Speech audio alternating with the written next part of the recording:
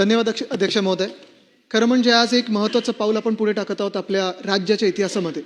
आपल्या राज्य नेहमी पुरोगामी राहिलेलं आहे.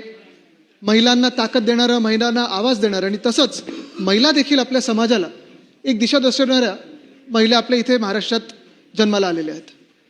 खरं म्हणजे ह्याच बिल आपण इथे पारित करत असताना कोणी काही आम्ही विरोध करण्याचं कारणच नाही. एकमतानेच होणार आहे मंत्री महोदय. पण आमच्या काही सूचना असतील, काही सल्ले असतील. पण हे बिल पारित करत असताना आठवण येते ती MS स्वामीनाथन, भारतरत्न MS स्वामीनाथनची. स्वामीनाथन साहेबांनी खरं तर देशात आपल्या कृषी क्षेत्रामध्ये एक वेगळी क्रांती आणली. प्रोडक्टिव्हिटी असेल, शेतकऱ्यांना वेगळे कसं काय आपण पेरणी करायची, काय त्याच्यातून नक्की येऊ शकतं, पुढे कसं आपण हा जो शेतमाल आहे ते जगाच्या मार्केटमध्ये नेऊ शकतो. मला वाटतं हे दाखवलं ते MS स्वामीनाथन साहेबांनी दाखवलं. आणि आज खरोखर आपण त्यांचा इथे उल्लेख केलात, ही फार महत्त्वाची गोष्ट आहे.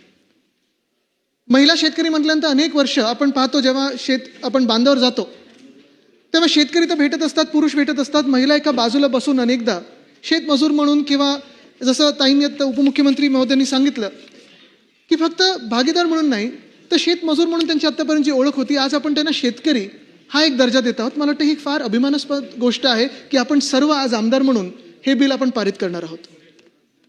अध्यक्ष महोदय, आपल्याच माध्यमातून मी मंत्री महोदयांना सांगू इच्छितो की हे जे पाऊल पुढे टाकत आहोत हे फक्त काही कागदोपत्री राहू नये.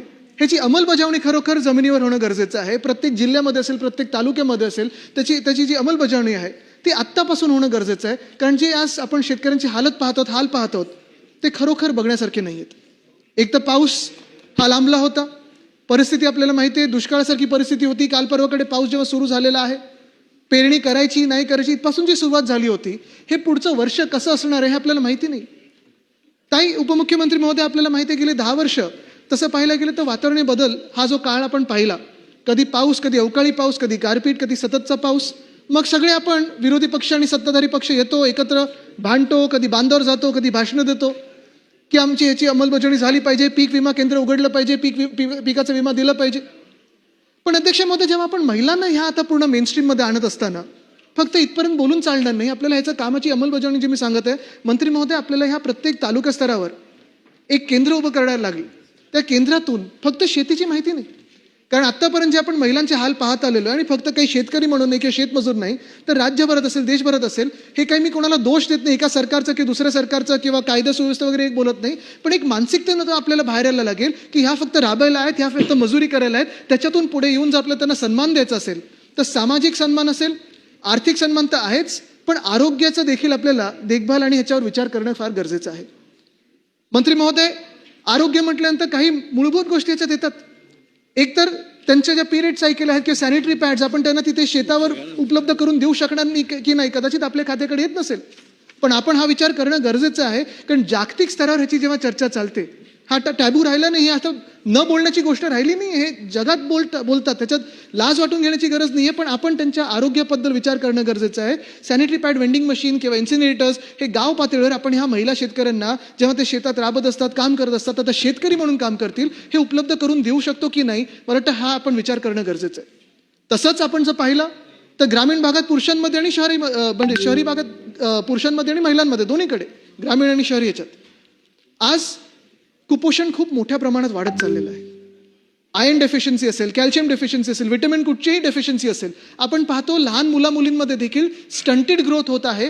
कारण ज्या शाळेमध्ये जातात, मग ते ZPच्या असतील किंवा महानगरपालिकेच्या असतील किंवा कुठच्याही प्रायव्हेट संस्था असतील, ते जे आपण पोषण देतो त्याच्यासाठी आपली आई ही राबते, काम करते, मेहनत करते, का तर मुलांना वाढवण्यासाठी. पण जर तुम्ही त्यांना शेतकऱ्यांचा दर्जा देणार असाल, आज तो सन्मान तुम्ही आपल्या समाजात देणार असाल, त्या सन्मानासोबत तिची जी एक महत्त्वाची काळजी असते की माझं मूल हे नीट वाढू शकतं की नाही, चांगल्या शाळेत जाऊ शकतं की नाही, तर शाळेंची परिस्थिती असेल, त्या शाळेंमध्ये जे मिड डे मील असेल ते पौष्टिक आपण देतोय की नाही, त्यांचं स्टंटेड ग्रोथ कशी नाही होणार, आपण मला वाटतं ह्याच्यावर देखील आपल्या ह्या केंद्रामधून थोडी काळजी घेणं गरजेचं आहे. अर्थात तिसरी गोष्ट आणि सगळ्यात महत्त्वाची, महिलांसाठी जरा जास्ती, पुरुषांसाठी पण तेवढंच आहे, गावोगावी अर्थात प्रधानमंत्री महोदयांनी मला वाटतं 2014 साली सांगितलं होतं की प्रत्येक ठिकाणी बाथरूम हे होणं गरजेचं आहे, बाथरूम ठीक असणं गरजेचं आहे. पण ह्याच्यात अध्यक्ष महोदय कुठे ना कुठेतरी आपण हे मान्य करून चालायला लागेल. जेव्हा आपण ग्रामीण दौरे करतो किंवा इव्हन शहरी दौरे करतो, अजून जशा पाहिजेत तशा त्या बाथरूम आपल्याला दिसत नाहीत, कुठेही आपल्याला ती सोयीसुविधा दिसत नाही. अध्यक्ष महोदय, आपल्या माध्यमातून, मंत्री महोदयांच्या माध्यमातून ह्याच्यावर देखील आपण लक्ष देणं गरजेचं आहे. शिक्षण असेल, आरोग्य असेल, जेव्हा आपण एखाद्या व्यक्तीला अजून एक जबाबदारी देतो. आतापर्यंत कसं होतं की आतापर्यंत शेतकरी म्हणून ह्या अधिकृतरित्या ह्यांना ओळख नव्हती, नुसतं जबाबदारी होती. कदाचित आता जबाबदारी म्हणजे तुम्ही महिला शेतकरी केल्यानंतर जबाबदारी ही वाढणार आहे. एका महिलेच्या नावावर जेव्हा एखादं शेत येतं किंवा एखादी जमीन येते, तिच्यावर सगळ्यांचं लक्ष असतं, जबाबदारी तिच्यावर पूर्ण परिवाराची येणार, कुटुंबाची येणार. आणि ही जबाबदारी जेव्हा वाढते तेव्हा आपल्याला सरकारकडून देखील तिला तेवढीच मदत करणं गरजेची आहे. अध्यक्ष महोदय, अनेकदा आपण बोलत असतो, जेव्हा महिला दिन असतं किंवा एखादं महिला सुरक्षेचं बिल येतं किंवा एखादं असं महिला सन्मानाचं बिल येतं, तेव्हा आपण नेहमी म्हणतो की ही महिला माझी बहीण आहे, माझी आई आहे, माझी लेक आहे. कशाला? बहीण, आई, लेक असली नसली तरी ती महिला आहे, ती ह्या देशाची नागरिक आहे, तिला तो सन्मान देणं गरजेचं आहे. मला वाटतं आज आम्ही ह्या बिलाला एकमताने पारित करण्याचं हेच कारण आहे की तुम्ही ह्या बिलाच्या माध्यमातून हा सन्मान तुम्ही त्या महिलेला देत आहात. योगायोग हाच आहे की आम्ही देखील विरोधी पक्ष म्हणून थोडा ह्याच्यावर विचार करत होतो. आपलं मागच्या वेळीच आम्ही अनाऊन्समेंट ऐकली की महिला शेतकरी सन्मान कायदा आम्ही आणणार आहोत. मग आम्ही थोडं थांबलो, कारण आज आपण पाहतो जागतिक स्तरावर महिलांना जो एक सन्मान दिला जातो तो देखील आपल्या राज्याने पुढाकार घेऊन दिला पाहिजे होता. ही देखील आमची थोडी मनस्थिती होती. आम्ही पण ह्याच बिलावर काम करत होतो. प्रायव्हेट मेंबर बिल वगैरे असेल ते आता आम्ही पूर्णपणे त्याच वेळी बंद केलं काम, कारण तुम्ही त्याच्यावर सुरू केलं. पण अध्यक्ष महोदय, हे सांगत असताना जेव्हा मी आपलं अभिनंदन करतो, कृषी मंत्री महोदयांचं अभिनंदन करतो, या बिलाला पाठिंबा देत असताना मी पुन्हा एकदा अजून एका कर्तृत्वाची त्यांना जाणीव करून देईन, कर्तव्याची जाणीव करून देईन की आज देखील शेतकरी हा कष्टकरी हा खुश नाहीये. शेतकरी आत्महत्या तेवढ्याच आहेत. कृषी मंत्री महोदय, थोडा विषय कदाचित वेगळा असेल, मी ह्या निमित्ताने मांडतोय कारण आपल्याला आठवण करून द्यायला, कारण नाहीतर आपण नुसतं आमचे कैलाश पाटीलजींना सांगत असतात आणि ते तुम्हाला सांगत असतात. पण आज देखील जी कर्जमुक्ती झाली आहे, आमची हीच अपेक्षा आहे की सरसकट कर्जमुक्ती होईल, कुठच्याही अटी शर्ती शिवाय होईल. आणि ही कर्जमुक्ती जसं पुरुषांना आता पुढच्या काळात कदाचित आपल्याला, म्हणजे माझी तर ही प्रार्थना राहील की आपण देण्याची वेळ येऊच नाही, एवढं चांगलं काम आपण सगळे मिळून करू शकू आणि विधिमंडळ म्हणून करू शकू. माझी तर ही प्रार्थना राहील. पण आज जे शेतकऱ्यांचे हाल झालेले आहेत ते हाल थोडे सोडवण्यासाठी, थोडे सुलभ करण्यासाठी, त्यांना त्याच्यातून बाहेर काढण्यासाठी जे काही आपल्याला ह्या राज्यातून, विधिमंडळातून, कायदेमंडळातून करायला लागेल, मी आपल्या माध्यमातून कृषी मंत्री महोदयांना विनंती करीन की ते करणं गरजेचं आहे. पुन्हा एकदा विनंती करीन की अटीशर्ती विना नीट चांगली कर्जमुक्ती, माफी नाही कर्जमुक्ती आम्हाला पाहिजे. कष्टकऱ्यांचे हाल, बळीराजाचे हाल हे थांबले पाहिजेत. जे काही सरकारी सहाय्य तुम्ही करू शकता, मदत करू शकता, ते होणं गरजेचं आहे. आणि पुन्हा एकदा आपलं आणि या विधिमंडळाचं अभिनंदन करतो की आपण महिलांना देखील हा सन्मान दिलेला आहे.